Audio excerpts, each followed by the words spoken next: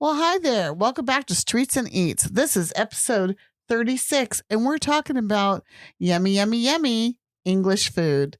Now, I know a lot of you think that English food isn't all that great, but let me tell you, I love it. We're going to change your minds. Welcome to Streets and Eats, the travel and food podcast dedicated to taking our listeners to the sights, sounds, and flavors of fascinating places near and far, both on and off the beaten path.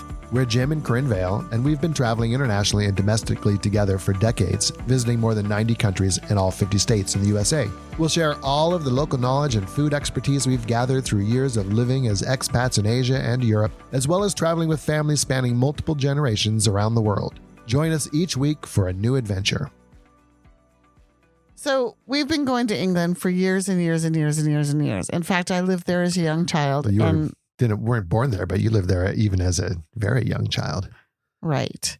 So I developed some of my tastes probably and things that I like from living in England. And I think when I was there as a child, the food maybe was pretty standard and maybe somewhat bland, but the British have really stepped it up. And now they've got some of the best restaurants in the world. Well, one of my favorite stories that you tell is about being a young child going off to preschool. To primary school, yeah. And I had my little plaid school uniform that I used to wear and my little toggle coat that goes over it. And I always remember it being cold, of course. You know, it's the same type of weather that we get in the Pacific Northwest. It's rainy and chilly and misty, and especially during the school season. During the school season, exactly. So I can remember my mother would bundle us up and pack us into the car, and she'd drive me to primary school. And we would get out of the car, and as we would get out of the car, wafting in was this amazing smell of sausages for the breakfast that they would serve. It was so good. I still to this day love a British sausage. And other than that, I'm not a big sausage person. No, you're not. I guess that's one of the things I love about it. First of all, just the idea of, having that experience as a very young child. But second of all, the fact that you never want sausage. Never. I mean, we lived in Germany for years and years. And of course, Germans are well known for their Wurst, their sausages. It's not something you would go to. It was not one of your go-to items. No. So I always thought that was interesting. But I do love a British sausage. One of the ways you can try British sausage is having a huge British breakfast. At least no matter when you go to London, if you're staying in a B&B or whatever, you're always going to have an opportunity to have a huge British breakfast. And that is amazing. So what goes in a British breakfast, Jim? Well, of course, the bangers, the sausages. And sometimes you have a choice of which kind. Right. Fried tomatoes, beans, like pork and beans, we would call them normally. Black pudding, which is another type of sausage, a blood sausage. Surprisingly good. Toast, of course, fried eggs, maybe some streaky bacon, marmalade for the toast, tea for those who want to drink tea instead of coffee for those who prefer the coffee. Mushrooms. Oh, yes. Sauteed mushrooms. And sometimes a little hash brown or a tater tot kind of thing. Yes. The full British, that is a great breakfast. And, you don't have to go to England for that. We've had British breakfast all over the world, which is something that I like because it's kind of strange. You can't always find an American breakfast everywhere, but you can oftentimes find a British breakfast, which is pretty close to what I would call an American breakfast, but with those differences. And it's just always tasty. But there are other ways that you can have sausages too. Like one of the ways that you can always find traditional food is to go to the pub. And there, one of the things you might want to have are bangers and mash. Now, bangers and mash are sausages with onions and mashed potatoes and gravy. Doesn't that sound delicious? It is good. Well, my favorite place for bangers and mash is a small restaurant in London called Mother Mash. And one of the things I like about it so much is that they specialize in bangers and mash and pies for that matter. And we haven't really talked about pies, but I love a good pie as well. We will. But at Mother Mash, what I really like about it is they give you options. So it's kind of like a make your own menu type thing. So the first step is to choose your mash. And maybe it is that classic mashed potatoes. Or maybe you want a cheesy mash. So they'll add cheddar cheese to the mashed potatoes, or cheese and mustard, or horseradish. Anyway, lots of different choices for the mash. Then you choose your sausage. So you can go with the classic, or, maybe you want to go with something more adventurous, like a pork and chili, or maybe you want a vegetarian option, and they have a vegetarian option as well. Then finally you choose the gravy. And again, 3 or 4 different options on the gravy. And so you make your own plate the way you want it. And one time we went there, we had such a blast. We were making all kinds of weird combinations just because it's fun and they're all good. You can't go wrong. And if you go with a couple of different people and everybody gets different things, then everybody gets to taste all the different things. Exactly. Which is the way we like to eat. Lots of places you go will have some type of sausage dish, and they will feature the sausage from the area. I love them all. I just think they're really, really good. So don't bypass the sausages. Yeah, definitely something we always get. Other kinds of pub food, or actually food that you can get anywhere, and it's so iconic in England, I think, is fish and chips. Now, fish and chips is one of those things that I've always loved from the time I lived in England as a child to now. And it's changed dramatically. I mean, I was brought up where they wrapped it in newspaper still, and nobody got sick or died. It was so good. And now they don't really do that. They have all the takeouts give it to you in styrofoam, or in boxes, not always styrofoam, because they are trying to be earth conscious. But it's not wrapped in paper as much anymore, and it doesn't quite get to the same level of sogginess, because part of the reason it was good is it would all sort of steam in there together, and it was just so good. But I do remember, but I still love to go, and there's lots of places that you can try it. I personally, even though you can go to a restaurant and get fish and chips, or you can go to a pub, I never think they're quite as good. I personally prefer the takeout because that's what I remember. But we've done it both ways. Yeah. And I think you're going to pay a little bit more in a pub for something that's basically the same thing. But the corner chippy, you can almost never go wrong. If you can find one in the area where you're at in London or wherever in England, where they've got a good source of fresh fish, of course, that's always better. But really, you're not going to go too far wrong with the fish and chips. One of the earlier times that we went to England as a family, Erica was only 5 years old. And, at that age, especially if they were 5 and 6, we would usually be feeding them off of our plate, or maybe getting one small thing for them. But this one time we went into a chippy and we got a fish and chips, and we were just going to get 2 orders. And Erica just stomps her feet and folds her arms across her chest and says, "I want me own fish and chips." Which, of course, went over quite well with the people there. That was the cutest thing. It was so cute. But there's no way that a 5-year-old could eat one of those servings. Order. No way. You're usually going to get 2 really good strips of fish, cod, halibut, plaice, Spanish mackerel, and a huge pile of chips, which are what we would call French fries, of course. And the best way to eat those fish and chips, smother it with vinegar. Yes, malt vinegar. Malt vinegar. And it's going to be there right on the counter. Just start drenching it. Ooh, we've had some good fish and chips everywhere too. Kind of like the full British breakfast has made it around the world. Wherever the British Empire made it to, fish and chips made it there as well. I can remember eating fish and chips sitting on the shore of a beach in South Africa, and watching whales breaching off the shore. Hermanus. Oh yeah, that's right. And the steam from the fish and chips just kind of steaming the windows. And it was a cold day. It was Great the experience. perfect time for fish and chips, because fish and chips to me should be on kind of a cold, rainy, misty day. Probably the most popular place for fish and chips in London is Poppy's. You're definitely going to see that in a lot of the guidebooks, and it is a very good fish and chips. It's easy to get to. It's easy to get to, but really a search in Google Maps for fish and chips and follow the recommendations or the reviews. You're probably not going to go far wrong. You don't really need to travel across town for a good fish and chips. You're going to find one nearby. Although if you're spending time in London, yeah, I mean, there's plenty of places you can try it, and I wouldn't worry too much about it. If you can go to a chippy, like he said, then do that. But if you're going to travel outside of London and you go to any of the seaside towns, that's where you really want to try it.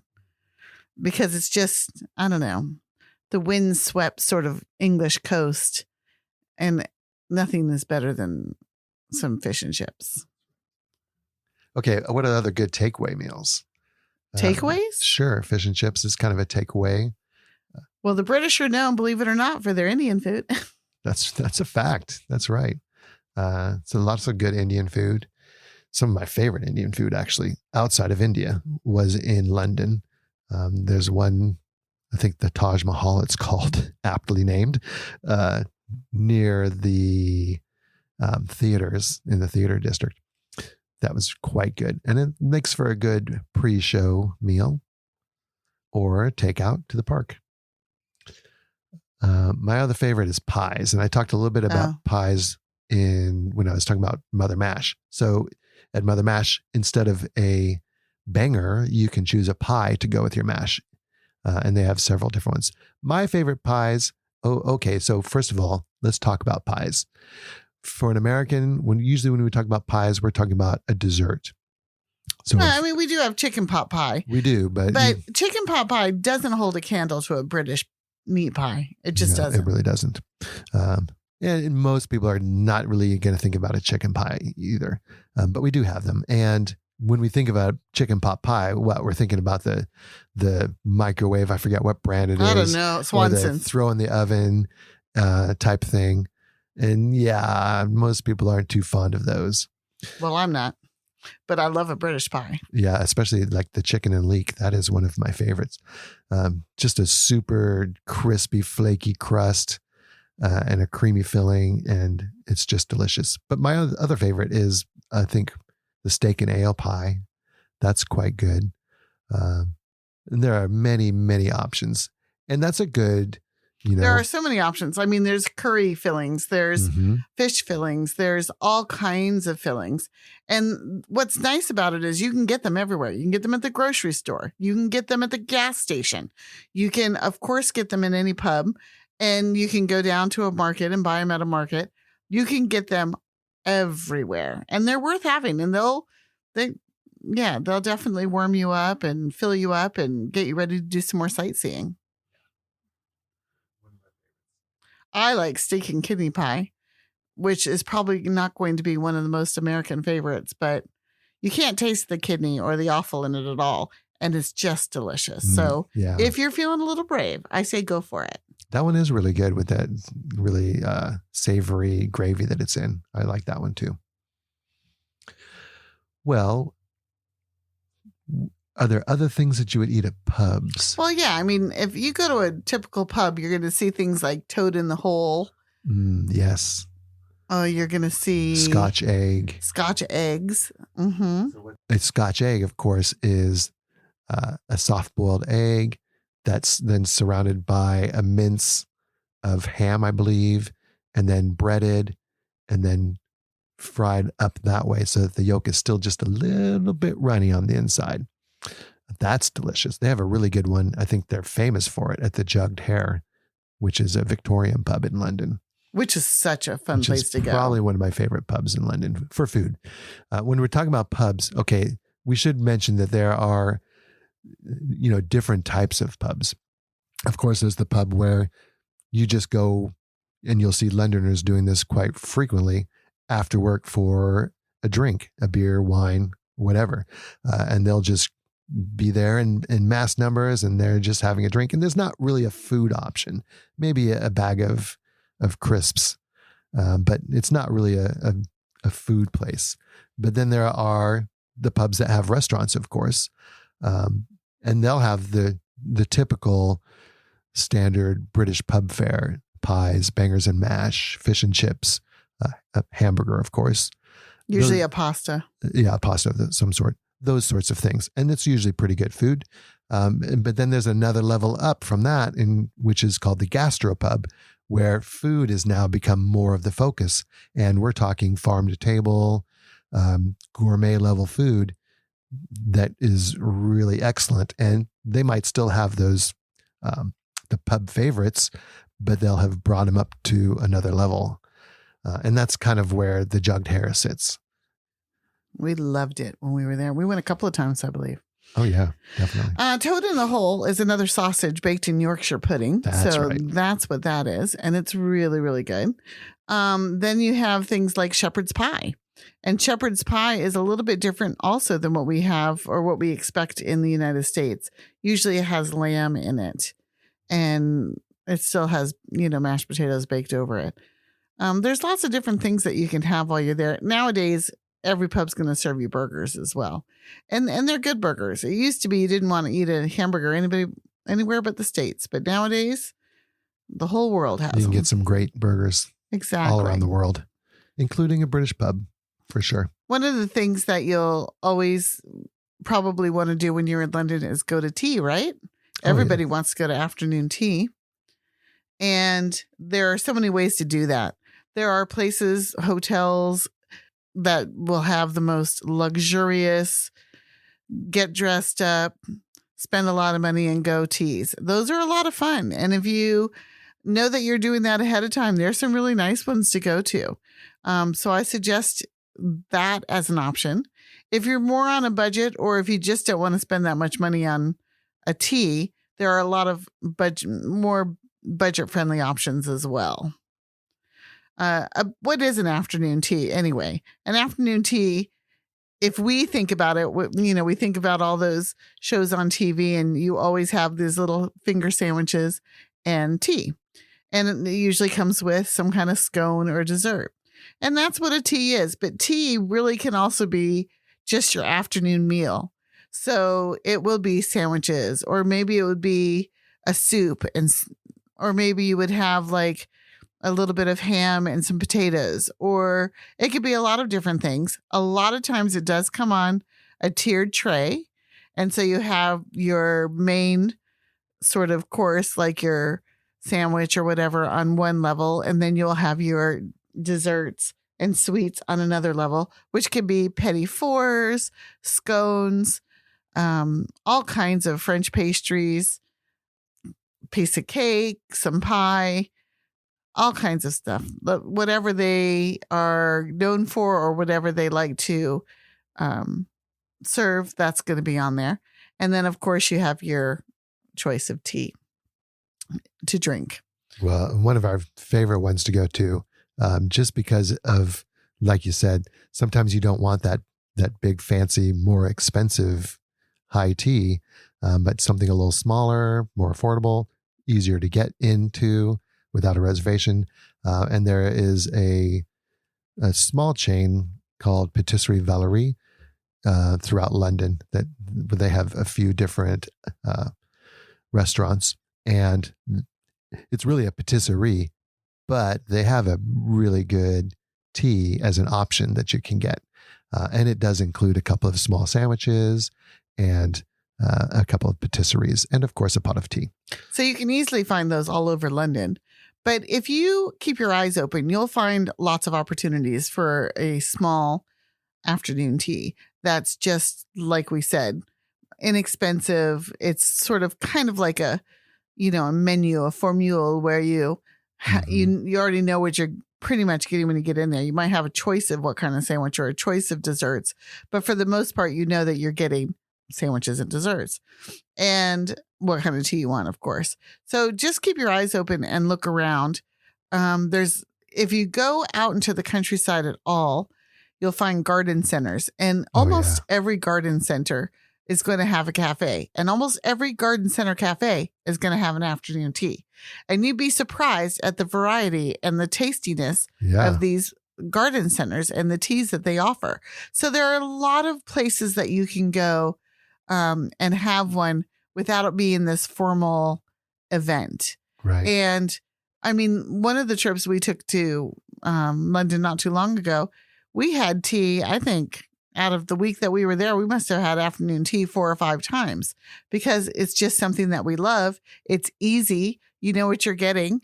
Yeah. And it's fun. And it's British. Yeah. And you get a nice little selection of different things to taste. So It's a great way to go. We love that. We didn't go to the Savoy's high tea. No. But we did go to the Savoy for a meal in one of their other restaurants.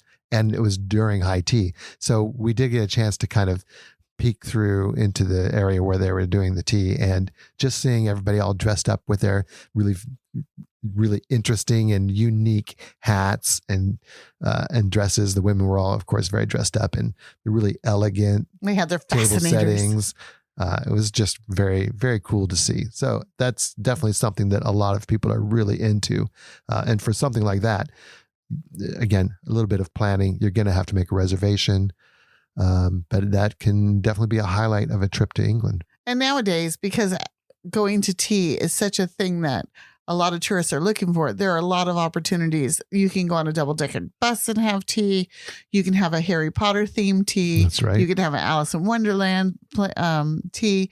So lots of depending options. on what you're interested in, and if this is something you really, really want to do, look ahead of time. We'll put some links in the show notes of the different teas that you can go to, but just also know that you don't have to go for the luxury tea. You can go for a quirky tea, or you can go for a budget tea that's just as fun, and you will have done it, but not spending, $50 a person. Yeah. And that's a great thing to do in London. Well, another great thing you should do in England, of course, whether you're there on a Sunday or not, is to have a Sunday roast meal somewhere. So what's really interesting about the way the Brits have Sundays, it's very traditional to go out and get with the family, your mom, your dad, your sister and brother, and their kids or whatever, and go to Sunday roasts. And pretty much every restaurant, pub, there's even restaurants dedicated to Sunday roast, will have some type of Sunday roast. And so your Sunday roast originally was most often, I would say, lamb or ham. Mm-hmm. But nowadays you always have about 5 choices. You have lamb, ham, chicken, goose, duck. Yeah, whatever the choices are. And Beef, depending on how blitzy the restaurant is the type of meat that you'll get. But it's usually going to be a kind of like a set meal, but a family style set meal. Mm-hmm. We've been to some where each individual can choose their meat. So you'll get almost like from a carvery, they'll give you a couple of slices of the meat, but then everyone's going to get the same sides. A Yorkshire pudding. Yorkshire puddings. Some vegetables that always include things like carrots and parsnips. Yeah. And of course, potatoes. my favorite, the roast potatoes that have been roasted in duck fat. Ooh, those so are quite good. Yeah. Gravy, of course. And it's just this huge spread on the table and all delicious food. Usually with your Sunday roast, dessert is not included. I mean, it might be some places depending on the price and the way they do it. But for the most part, the dessert is not included. So you will want to order that separate and just know that it's not included in the price. Yeah. And there are some great places to get roast, like you said. Most gastropubs, restaurant pubs will have a Sunday roast. There's one place, a restaurant in Borough Market called Roast. And so that's what they specialize in. They definitely need reservations there as well. Again, there's a chain of restaurants that outside of London. I don't know if I've ever seen one in London called Sunday roast. And that's what they specialize in. And surprisingly, very good. We stopped in one of those on one trip to England where we weren't going to be there on a Sunday and we weren't going to be in London. And we just happened to look around. I think we were actually looking for carveries at the time, and it came up in the search for a carvery, and it was called Sunday Roast. So we just kind of looked at each other and said, we know where we're going. And I have to say it wasn't the best experience. Yeah, I know. It was the kind of the equivalent of going to, I don't know, Applebee's or something. The food was okay. I'm not saying there was anything wrong with it, but it wasn't maybe as good as if you went to a real Sunday roast. That's right. At a place that's making that specific for that day. It just was a little bit, I don't know, run of the mill. Well, you knew you were in a franchise of a chain. Yeah. For sure. So you can go there, but it's not necessarily one that we would highly recommend. Find a good again, I talked about the jugged hare. That's mainly what we like to do there is the Sunday roast. They have a really great one, and they have a lot of options. Of course, it's all sustainable, farm to table, like I said, but they also have a really good selection of wild game and things like that. So that's a really good choice. Yeah, we've mentioned it a few times because we really enjoyed it. But there are, if you are in London and you Google where to go for Sunday roast, just be very careful about the type of restaurant that it's going to be in.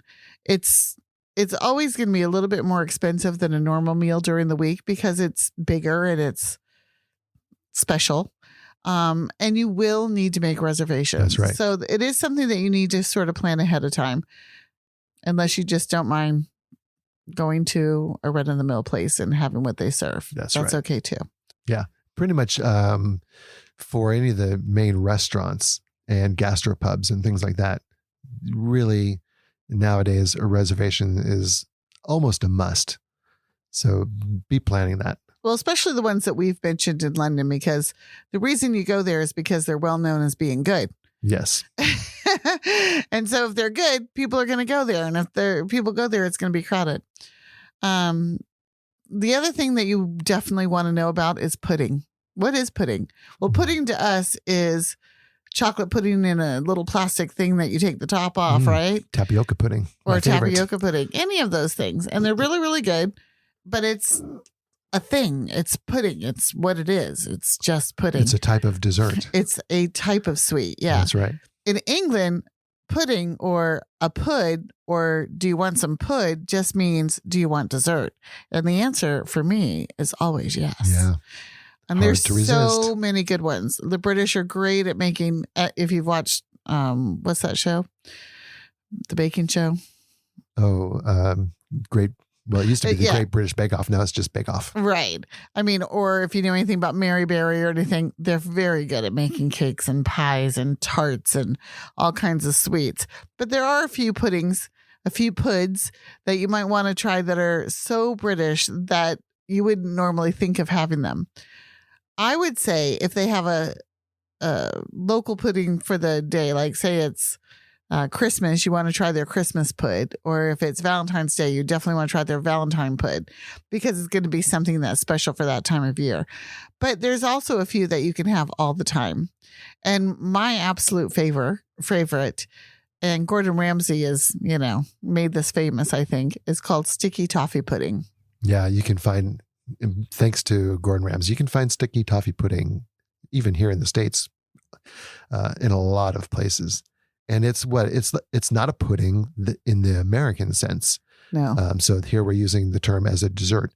It is sticky and it has a nice toffee sauce on it, but it's like a steamed cake. Cake that's like a steamed cake with a lot of dates in it. It's very aromatic. It's not really a spice cake, but it has that little bit of bite to it.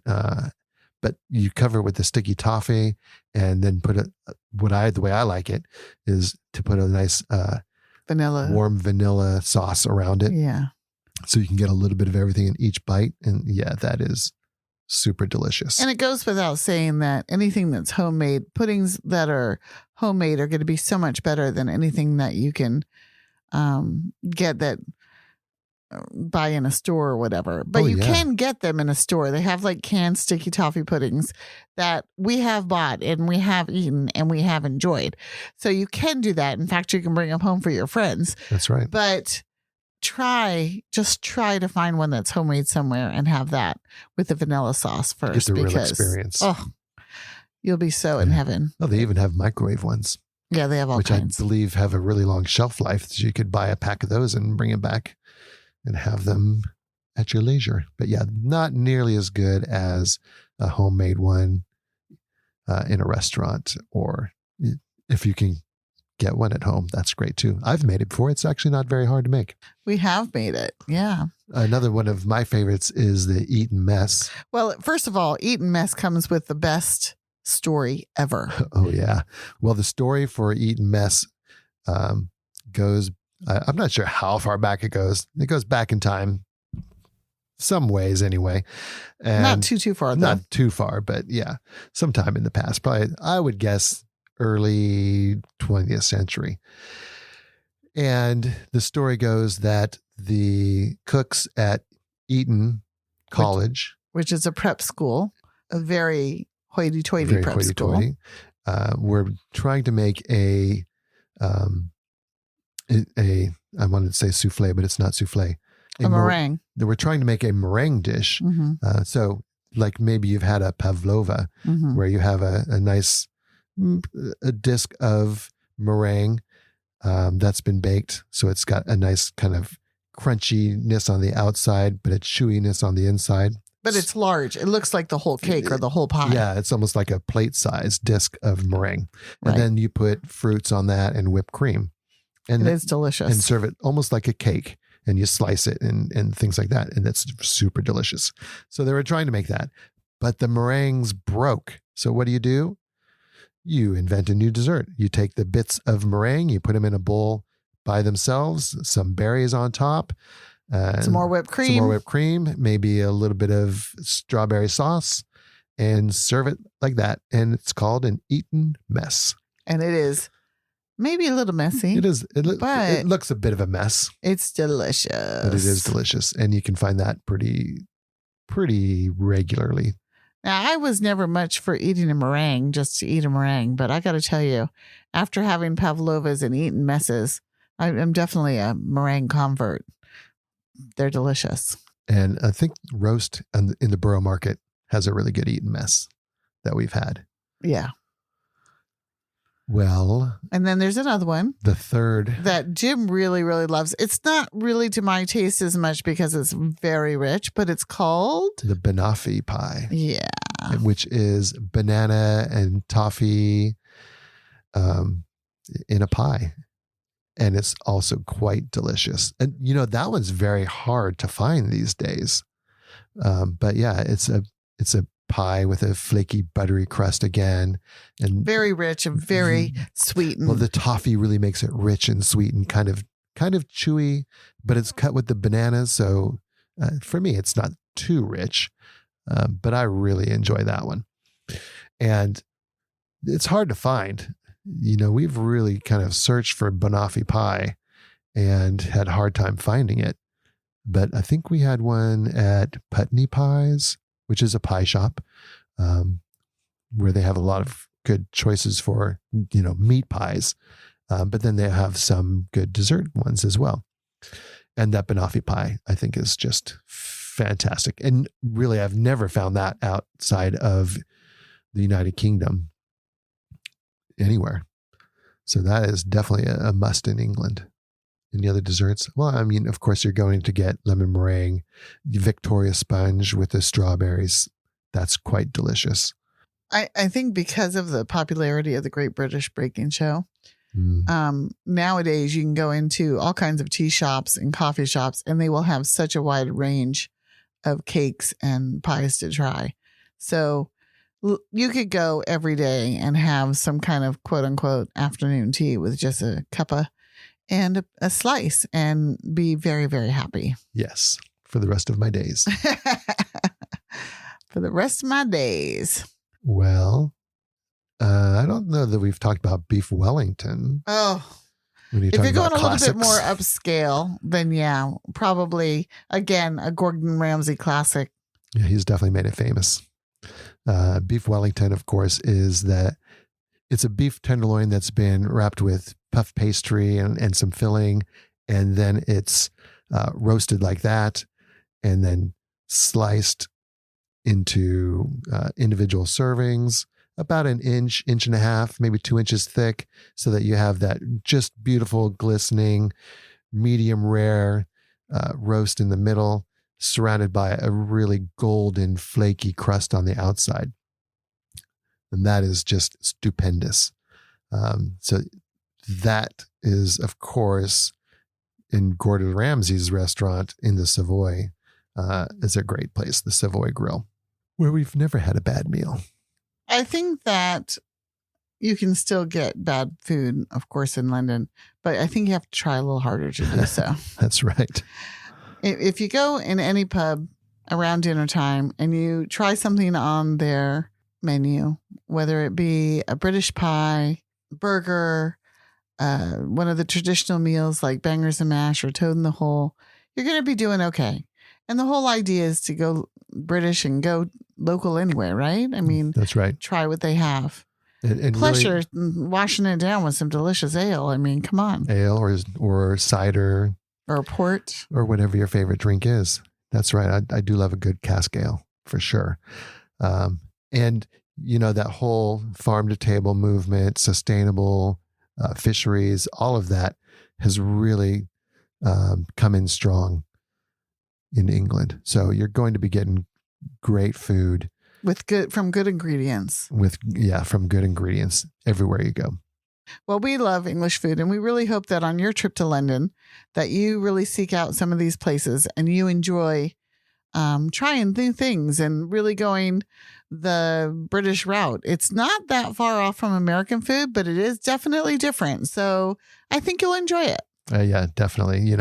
Wake up in the morning, have your full British breakfast, do a bunch of sightseeing, find a nice place for a high tea, and then plan a later evening meal at a nice gastropub and just enjoy yourself. And of course, see all the sights of London.